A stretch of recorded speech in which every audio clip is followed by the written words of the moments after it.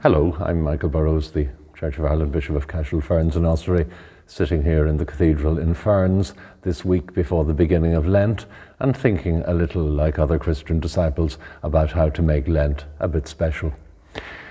It hits me that this year, Ash Wednesday, the first day of Lent, and Leap Day, February the 29th, are in the same week. I'm always fascinated by Leap Day, this strange astronomical calculation which requires us to insert an extra day in the year every 4 years to keep things right and balanced. I always think we should do something special with Leap Day.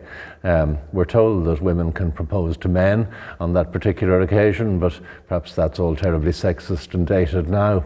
But I'd always try to do something in my own life to make the day special. We're having a strategic meeting of the clergy to think about our plans for the next 4 years until such an event happens again. And I've also discovered a man in the diocese whose birthday is on the 29th of February. So I intend to have some cake with him. And it reminds me that the great heart of a rather funny plot in the comic opera by Gilbert and Sullivan, The Pirates of Penzance, was all about somebody who was born on the 29th of February. Many years ago, when I was a teenager in 1976, and you don't often remember sermons you heard when you were a teenager, but in 1976, the 29th of February fell on a Sunday, and I happened to be in a church in this diocese in Bunclody, staying with some friends, and the then rector, Canon Moncrief Cox, preached a marvellous sermon about how amazing it was to have February the 29th on a Sunday, and it wouldn't occur again for another 28 years, and how would our lives have all moved on by then, and the day was unique and to be treasured. And then he added, but that's a reminder that every day is unique and to be treasured.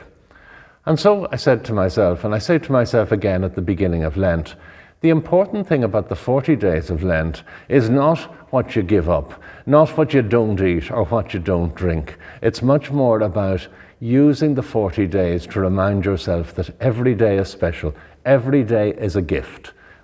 We should never squander time. We should never claim we're bored. We should ask ourselves every day, especially during Lent, how have I gone the extra mile? How have I been a bit more generous than I might otherwise have been inclined to be?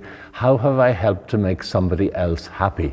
Because actually the best way to use the gift of the 40 days of Lent is not to groan and moan our way through them, but actually to smile our way through them. Because difficult as life is, most of us have a great deal to smile about, especially when we stop and think every day is a gift.